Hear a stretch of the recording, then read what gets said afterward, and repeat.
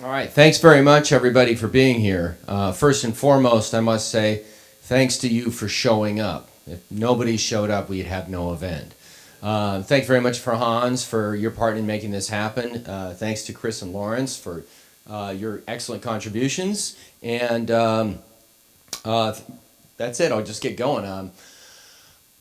The title of this view, the view that I'm representing, I think goes sometimes theistic evolution. It's called that. Sometimes it's called evolutionary creation. There's a website that I'll put up there if we get to it at the end. Well, I'll probably just skip to it at the end if I run out of time. Biologos, and Biologos is using this terminology to describe the view that we'll go through. So it might be a potato thing. We'll see. But some people think this sounds better. And you be the judge. All right. So let's skip to the next bit. All right. So just a couple of the main themes that I'll hit tonight. I'll hit a number of these questions. So the first question is, belief in God consistent with accepting evolutionary theory? Just as a point of logic. And I think the answer to that is clearly yes. And so the point of view that I'm going to be outlining, I'll say more about it, but it basically thinks of evolutionary processes as God's way of doing things, in terms of specifically the story of life. So if a perfectly powerful, perfectly good being could work that way, then they're logically consistent. And so that's not the problem. So if somebody says, because evolution is a fact, God doesn't exist, that person is logically confused, I'm saying. All right? So, for whatever that's worth. Okay. The second question, and I'll say more about this as we go through it, is belief in the Bible is God's word consistent with evolutionary theory? Now, this point of view says yes. But it also, I think, has to admit that it's going to be a somewhat complicated set of questions that it'll have to work out to make it all line up. Some of which we've already seen. And other points that we haven't talked about, maybe more complicated and more difficult than many of us are willing to actually accept as plausible. And Chris's quote from Thomas Henry Huxley is an example of that. That, to make it all work out, it sounds like one has to do so much of a twister game to make it all line up that it just seems implausible.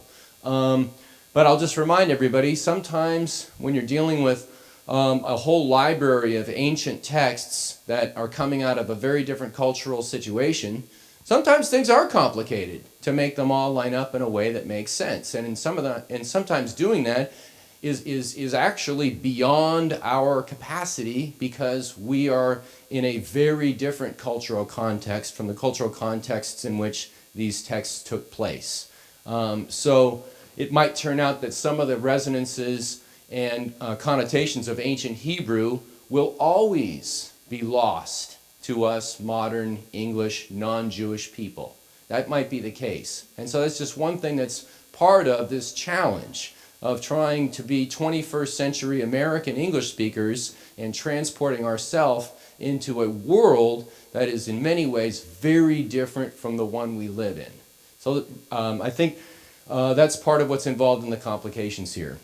I'm not going to go through much of that, but hopefully this conversation spurs many of us, and especially young people. I hope many of you are spurred to struggle with these questions for the next several decades of your life, God willing you live them, rather than think you're going to have this settled today. This is a seriously challenging set of issues that I think is very difficult for any one person to really have the capacity to develop the expertise and the depth in all of the relevant factors to really wrap your mind around it all. But we keep trying. So a point of humility is in order here. The third, is there a good evidence for the theory of evolution? This point of view, and I agree with them, I would say yes.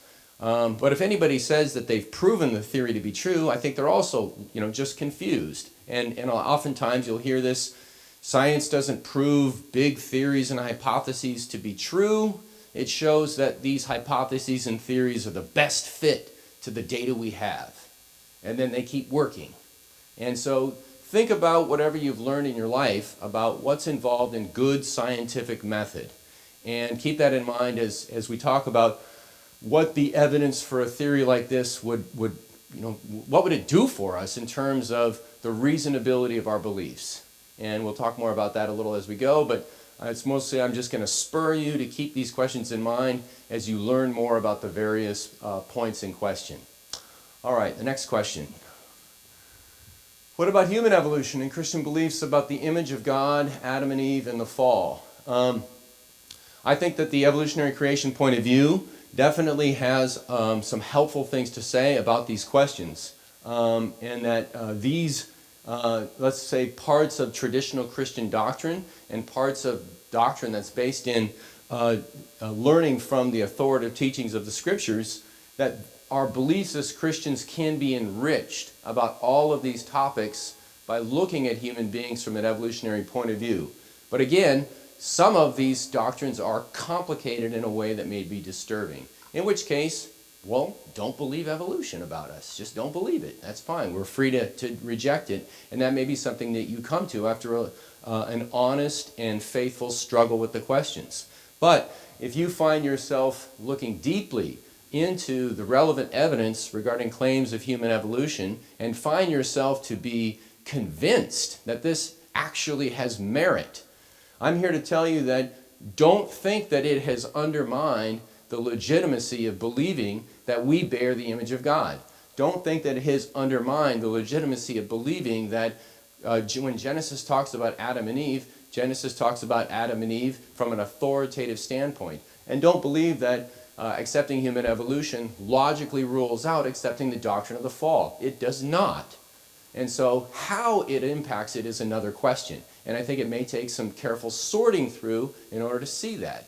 The first thing here, though, is the question, is human evolution something that any of us would ever have any good reason to believe is a thing, is a fact, is something that actually has been demonstrated to be remotely reasonable to believe? And that's another question. I'll hint at a few things that are relevant to that, but again, it'll be one of those things that I'll say, well, if you really want to know about this, you probably have to go read about 5 books and talk to probably 30 different people who study it. That's how you find out about things that are complicated. You look at the people who study and talk to them and see what work they've been doing on this and see if it all adds up remotely. Okay. And then what about explaining evil and death? That's something I'll just say a little bit about at the very end, but I think part of the role of the doctrine of the fall and the story of Adam and Eve in Christian tradition has been our way of trying to come to grips with evil. How is it that there is evil in God's good creation? It's a difficult problem. It's maybe the most difficult problem in some ways that we Christians have to face. How do we make sense out of that? How has God ever allowed the amount and the depth of the evil that we see in our world? How has that been allowed to happen? Why? And we have an account that is traditional that speaks to that. If we allow evolution into the picture, it certainly disturbs many features of an account that we have maybe been raised on. And that can be very disconcerting. However, I'm just going to say, all is not lost if you accept that evolution is the case and that there was death before human beings came around and that human beings played a role in introducing something even new over and above biological death that has to do with the explanation of evil. So I'll just hand wave at that at some point when we get there, and then hopefully you have some questions about that to follow up. All right. So one of the main points about God and evolution, I've already hit this first point. Logically, if this is what God decided to do, God could surely do it. Right? I don't know if anybody has a problem with that as a logical point. Or you say, no, God, you couldn't have done it that way. That's not the right way to do it. I'm not ready to say that. All right? I think it's up to God to decide how God's going to do the story of life. All right, it's up to us maybe to find out as best we can how it has in fact happened. So, evolutionary creation basically just accepts that. It doesn't accept it for no good reason. Many people who have come to this point of view were raised thinking that this point of view means they have to give up Christianity. And they didn't, and they realized that they certainly weren't ready to do that. And yet they had come to a point where they were convinced that their understanding of the relevant scientific evidence that speaks to how to understand the Scriptures, how to understand Genesis, how to understand the story of life, meant that it was unavoidable for them personally to see any other way that the story may have gone, given the evidence that they have encountered. So then they go back and ask themselves, well, theologically and biblically, is there a way to put these together? And this view has been forged from that struggle. That has been the case at least for the last 150 years. Many faithful Christians, when they read about and came to struggle with the claims of evolution, the conversation really began in earnest with the publication of The Origin of Species, struggled with this mightily. And this point of view is the fruit of that struggle. It doesn't mean it's right, it just means I think it's helpful to understand how it has come to be a view that people articulate and defend, write books about, come to churches and speak about, like I have. All right. A really important point, I think, to keep in mind when we talk about this is just what do we mean by creation? We've seen a fair bit already, in fact, a lot. Both speakers have done an excellent job of talking about the use of various Hebrew words that get translated either as create or some other term that we take to mean something like that, bring to be, fashion, make. But there's a couple of really important general points that I think Christian theology over the years have re-emphasized again and again about what's fundamental to calling God creator. The first is that God has brought things to be from nothing. So in a sense, there wasn't some pre-existing stuff that existed independently of God, that God then said, I'm going to go grab some of this stuff that doesn't depend on me, and I'm going to use it to then make the universe or whatever else. But rather, everything that exists that is not God depends fundamentally on God for its very existence, for its coming to be. But that second, moment by moment, when we say God's the creator, we're saying God holds everything in existence always.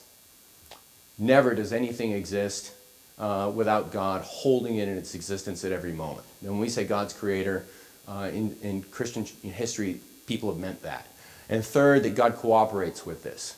And that's part of, all of these points, but especially the last two, is part of what I mean when I thank God for my food. Thank God for the food we have today. Does that mean God went and planted the seeds? Not necessarily. In fact, no. But the seeds wouldn't have been able to do anything, be planted. The people plant them, the soil work, the rain come. None of that would have been able to occur but for God always doing God's work. And that's fundamentally what we mean by calling God creator, I would say. We mean other things too, but I highlight these because I think they're at the very foundation of what we call the doctrine of the creation. I said some things about this, and I think logically these two, holding these views about what it means to call God creator, are absolutely consistent with evolutionary theory. Evolutionary theory takes things as given, namely cells, DNA structures, and that they have certain properties. Let's just say DNA structures, it's a chemical molecule. And as a molecule, it has certain chemical properties. How does it have those properties? As a Christian, I'd say fundamentally because God gifts it with those properties, not just back in the day, but always, everywhere, at all times that DNA ever does anything, it's by virtue of God's granting it the power to do that at every moment. So, just because DNA does something doesn't mean God didn't do something, according to the doctrine of creation. So God's never out of a job. Can't be put out of a job by whatever we find out, if this is the case. All right. Now with scriptures, just some general points. I'm totally unqualified to talk about the Bible in any level of detail. So I don't even try. I leave it to people who I think are more qualified than I am. I care about it. I listen to them. I'm fascinated by what I learn from people who really do study the scriptures in detail. But what I've learned in terms of some general lessons are important for this general point of view. That when we study scripture in general and try to understand how there is no fundamental conflict between this biological theory, we keep these in mind. First of all, that primarily the scriptures are sacred texts. That's their primary purpose.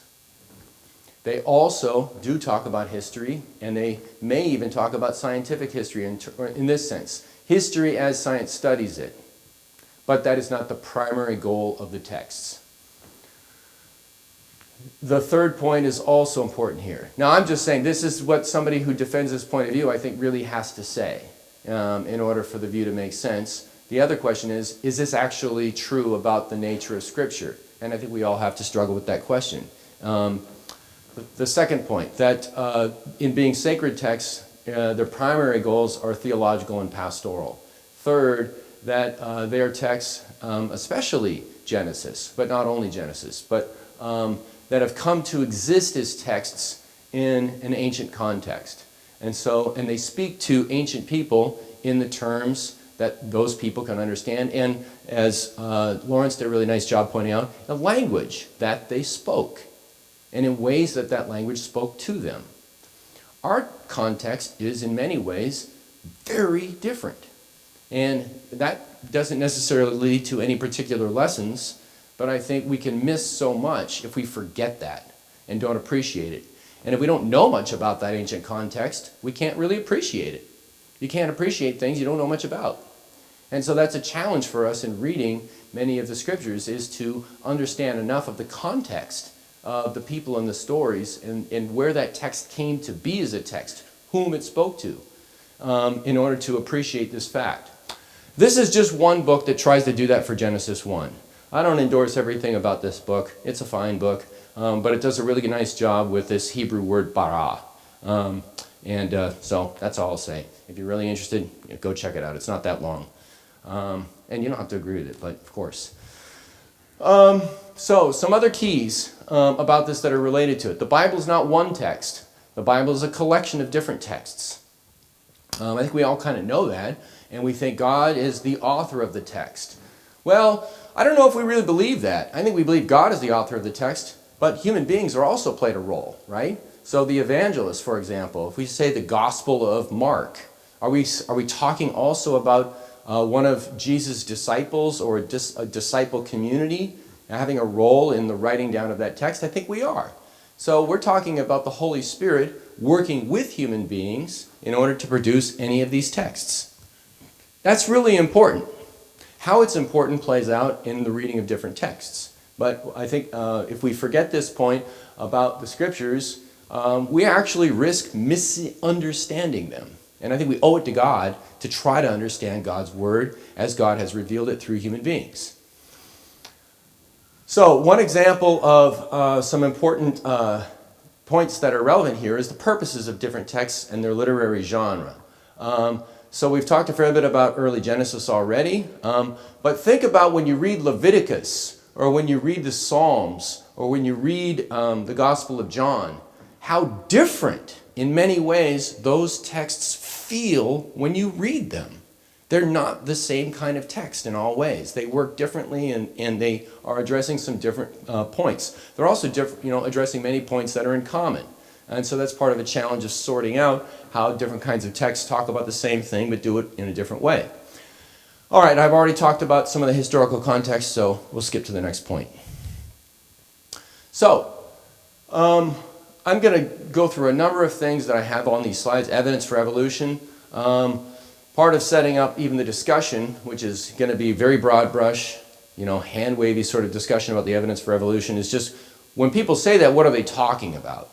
So, one thing, they're talking about something they take to be a theory. And as a theory, it's often defined something like this: a comprehensive explanatory framework that has stood the test of time. Not a wild guess, not a half-baked idea, but a fairly comprehensive framework that has been studied and applied in various contexts over some period of time. That doesn't mean it is taken to be true. It's just taken that in some ways it has stood a test of time from many people who have been trying to work within it. So biologists, when you talk to them, will talk about the theory of evolution in something like these terms. It's a guiding framework for the study of various domains such as cell biology, animal physiology, ecology, genetics, and other things too that I won't mention because I don't know much about them. So just keep that in mind. That's what people, I think, are often talking about when they say evolutionary theory. It's this big framework. The framework has various parts to it. I'm only going to talk about a few of the very, very general sort of guiding themes. One is this claim of descent with modification. So part of the theory is a bold claim initiated by Darwin, but in its own way developed since then, that the history of life is in a sense one big family. They used to say tree, they probably still do, but they'll talk more recently. Literature about this will say it's bushy. It's not like a tree, it's more like a very complicated set of branches and entangled pieces, for whatever that's worth. But that the basic story is in ancestor populations slash species. That's something we might talk about. Why do I have population slash species? Well, for various reasons. But basically, animal groups that we call species aren't some abstract thing. They're actually groups of organisms. And so that's what a population refers to.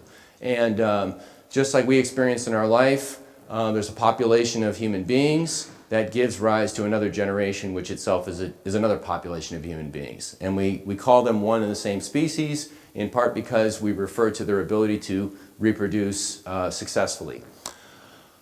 Okay, so and that this is the story of the history of life. So that's one big part of the theory, is in a sense a claim about what is the narrative. The second piece of it is that there's several mechanisms that are involved with this modification over time. One big one is natural selection. It's often called the survival of the fittest. I don't really like that for a number of reasons, but I'll just say this personally. I have 3 kids, and I often don't feel like the fittest.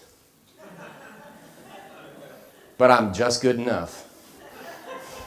And I think it's important to the story that, in a sense, what this is talking about is whatever it takes to get to the point where, as an animal, that animal has been able to reproduce, or get somebody convinced to reproduce with it, which is an important part of having the so-called right stuff, being able to attract somebody to reproduce with you. If you can't do that, you ain't fit.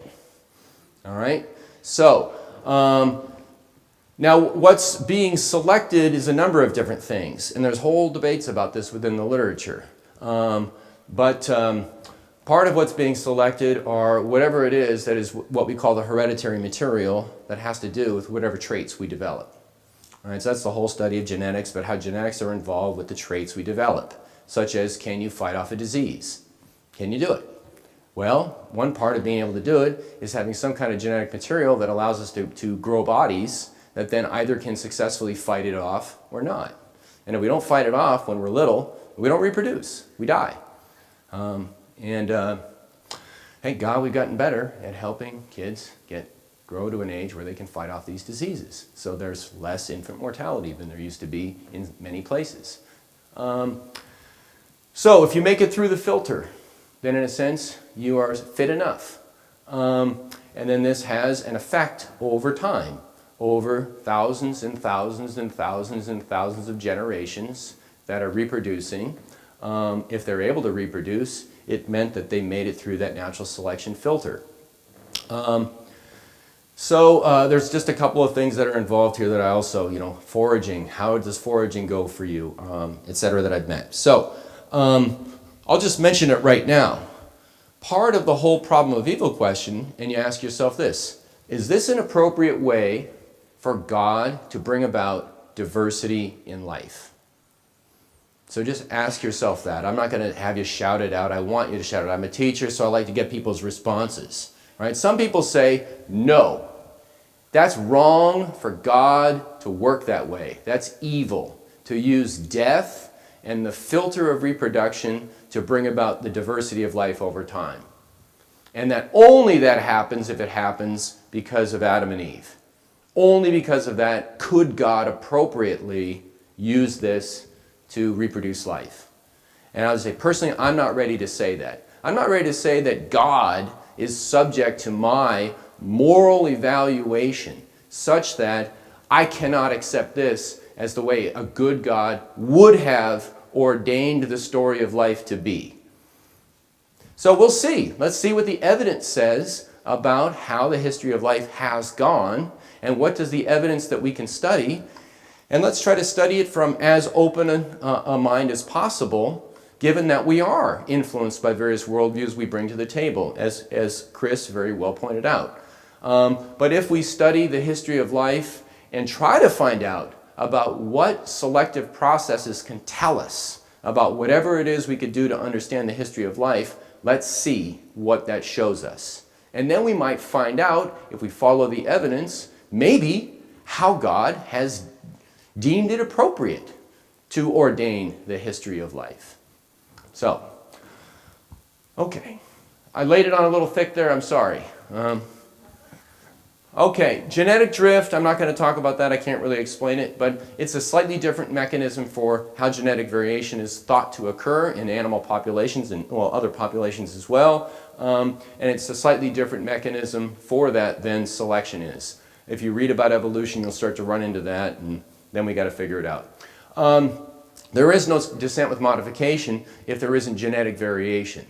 And so over time, there has to have been that. We can study the amount of genetic variation there is from, parent to offspring in human beings by sequencing genomes and counting the number of mutations that have occurred. Now we have the technology to do that. So it's just one way to see in human beings how much on average mutations are there from generation to generation. It's another question, how does this occur across different life forms, and is this variation and the mutations that come up sufficient to fit what would have to be true for evolution to be the driver of the history of life as far as we can understand that's history? That's a big question, way beyond my pay grade, but just know that's out there if you're going to really look into this. Is how does this variation occur? What are these mutations? Are they ever any good? And are they good enough to explain adaptation that helps some animals within populations to make it through the selection filter in order to reproduce better than their competitors and to be part of what explains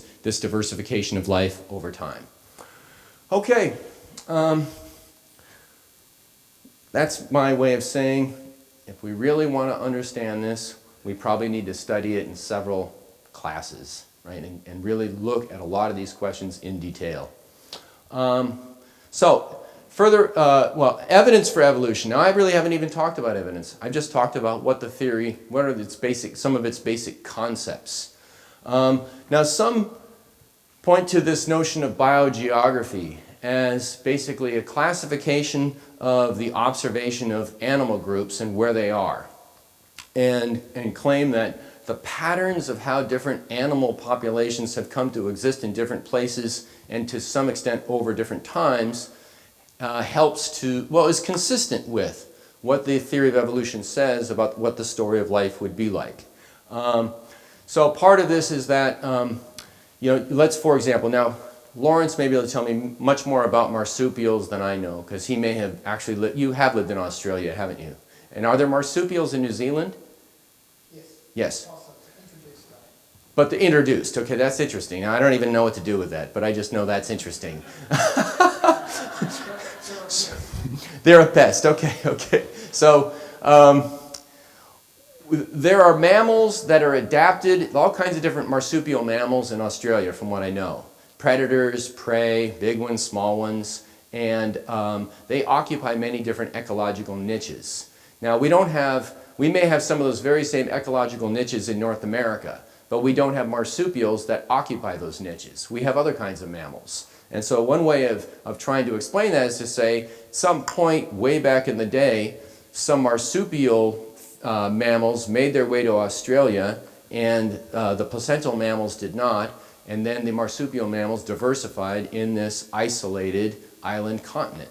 But some placental mammals made their way to other places in the world and ended up outcompeting any marsupials that might have been there, or enough of them, and then they ended up diversifying and occupying those ecological niches. So that's just a sketch of an idea, not proof of anything, but really following through in detail the story of biogeography is part of studying animal diversity, but also studying ecology and seeing how there's a relationship between the kinds of animals that live in a particular place, like what kinds of insects live, on the east slope of the Cascade Mountains, for example. Right? Are there a particular array of insects that are endemic to that area? Why this array and not some other array that you'll find in a different place with a pretty similar climate and landscape? And that's a question of biogeography. So, The claim from evolutionary biologists is that the theory of evolution fits nicely what is found in this area of study. But that's not the only area. So there's another area, the fossil record. This gets talked about very much. We already heard some of it tonight. So one of the claims about the fossil record is as you go through, we saw some pictures, for example, of the Grand Canyon. And since I don't have a nice picture here, I'll just do it with my hands. All right, so you have the Grand Canyon and many layers of fossils exposed throughout it. So if these different layers go from earlier in time to later in time, and you could follow a pattern of different kinds of life forms that collect, so to speak, in these different layers, there may be a pattern of simpler kinds of life that existed and only existed in these earlier times and lower strata because other kinds, like mammals, hadn't evolved yet. But as you go through the strata, one can follow a kind of pattern of change and to some extent complexification, where, for a long time, you don't have any land mammals because there were none, but you have different kinds of collections of sea life, and they're not all the same because there's change going on. But then at some point, then you start to have land animals, but none of them are mammals, but then eventually you start to have mammals, so they're running around with dinosaurs, and you have dinosaurs for a while, and you can kind of follow this through patterns in the fossil record. But then at some point, the dinosaurs are no longer found in higher strata. And there's a question, why? Why at some point do dinosaurs no longer appear in these strata of Earth? Well, different strata, as we dig into the rock. And the idea is they went extinct. All right, then you find different kinds of mammals. And you find many examples of mammals that are much bigger than any that you found earlier. And that's a puzzle. And evolution attempts to speak to not just this or that part of the fossil record, but to try to make sense of the whole thing and the whole pattern of it in the different kinds of geological strata that have been studied all over the Earth. So I'm going to skip through some other stuff because I want to get to the big ideas. So one example of following a trend in the fossil record is the attempt to tell the story of whale evolution. And as we know, whales are just one group of thousands and thousands of different mammal species that we could possibly look into. What has an evolutionary study of their stories shown? So this is something that people have found interesting because some of these fossils have been studied and discovered in the last 20 or 30 years, and they're thought to be one answer to a kind of aha, how did whales, mammals get to be in the sea? And so this claims to tell something about their story. It's just something that you might want to find out about more if you're reading around on the web. So another part of the evidence for evolution is all the different sciences that speak to the ancient age of the universe and the Earth. And it's just important to know that there's a lot of different features of these different sciences that actually speak to this question. So astrophysics and the study of the motion of galaxies is one. I'm interested in learning more, and someday I might, about how supernova happen, how stars explode, how we know that there are stars that explode, how we know about the process of it, and then what relationship it has to do with the production of heavy elements that are important for the nature of the Earth and for life to exist. So that's part of the story that connects those two things. So 13.7 billion is the modern, last 10 or 20 years, the number that has been put out there repeatedly about the age of the universe. At least, yeah. That's the number they're going with now. So that was a supernova. Actually, I have to go back. A little break for a picture. I just cut and pasted a picture of a supernova. They're pretty cool. So just check it out. It's the wonder of God's glory right there. An exploding star. Okay. I'm just going to mention it. I don't know anything about this, but I think studying the formation of fossil fuels, how have there come to be coal deposits, oil deposits, natural gas deposits? Can we tell a story from chemistry about how that happens? And is it a plausible story that not only explains the nature of these fuels, but how they've come to be, where they've come to be, in the amount that they've come to be, and does that story also point strongly to a very ancient age of the earth, millions of years old, not thousands of years old, in order to make sense out of that. Now, scientists have been able to make pretty good sense out of that process. That's just one pointer to something that we've been talking about, and it's not the only one. And people who study that usually don't know and don't care about evolution. They care about fossil fuels. All right. I'm sure many of them are believers in God too. Not all of them, but I bet many are. Okay, so the study of comparative genomics and genetic traits and how they distribute across different animals has been a new tool in the toolbox of the study of evolution. I won't say much about it, but it's allowed biologists who study the history of life to compare this very powerful tool from modern genetic sequencing and the ability to calculate the ages of the story of how these genes have made their way through different organisms through time and compare that to things like the fossil record. And so that hasn't all lined up perfectly, and it's a very complicated area of study, but it's super fascinating. And it's been a way to test the independent sort of stories of life constructed through the study of fossils with a very different toolkit. And you know how it is when you study something and you compare two different perspectives on the one question. And if they're discordant with each other, you're thinking one of them's wrong. But if they're lining up with each other, you start to think we're on to something. And that's what the biologists who are using these different toolkits are saying about the interesting convergences between these two different toolkits, namely studying the history of life through genetics and genome sequencing, and the study of the history of life through study of the fossil record. Okay. I hope they're thanking God. I hope they're thanking God when they have those insights, if they have them. If it's true, it's part of God's truth. This is a recent attempt to portray the history of life through these tools of genetic sequencing. I can't make sense out of the details, but I just think it's interesting. Two things are interesting about it. Most of them are bacteria. I don't know if that scares you or concerns you, but if that's the case, that's how God has decided to do things. And so we say God, we are fearfully and wonderfully made. We also say this about the history of life. But the second thing is that notice this very center point. I don't know how to point to it. This very center point there, it's not one point. It's kind of this interesting line. And I think it's saying something about what seems to be the case from the study of the origins of life from this toolkit, and that is it was a very messy, very interesting beginning. All right, that isn't just one kind of thing that just somehow popped into being.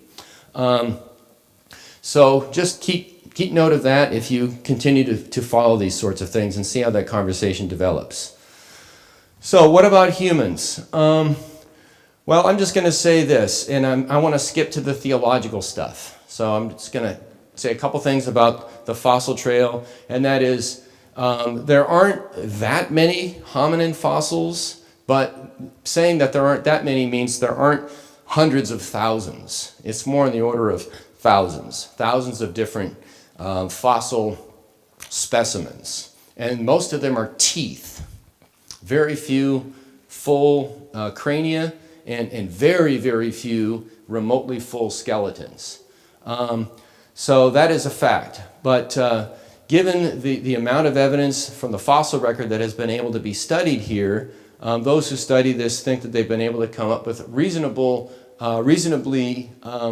reliable general outline of the story that connects us today with the last common ancestor that we're thought to have shared with chimpanzees.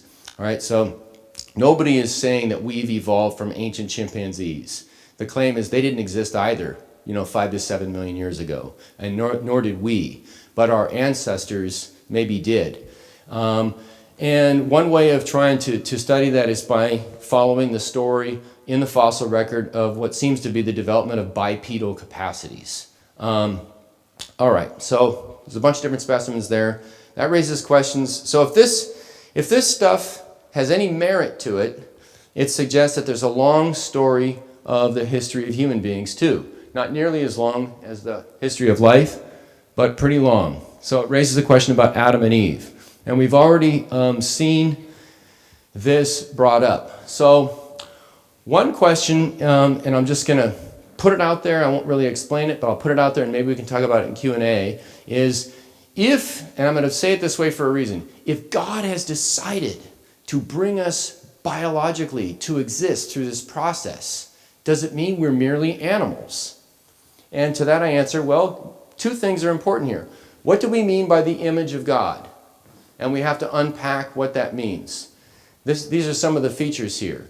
So if it turns out that this long process of life has brought to be the sorts of things that are partly responsible for making these uniquely human capacities what they are, then that may be how God has decided to bring about beings who bear God's image.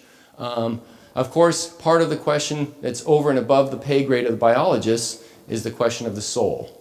And how do souls, in our view of ourselves, interact with our bodies and everything that our bodies are capable of doing in order to make us fully human beings. This question of the image of God is also related to the question of the coming to be of sin in the world, and the coming to be of sin in the world that we would call spiritual death, something that is our alienation from God that introduces the absolute need for our salvation. And these questions are related to the question of human evolution, biblical context, and some of these important theological doctrines. There's more to say about that, but we'll have to say it in Q&A. Thanks for your attention. I appreciate you bearing with me.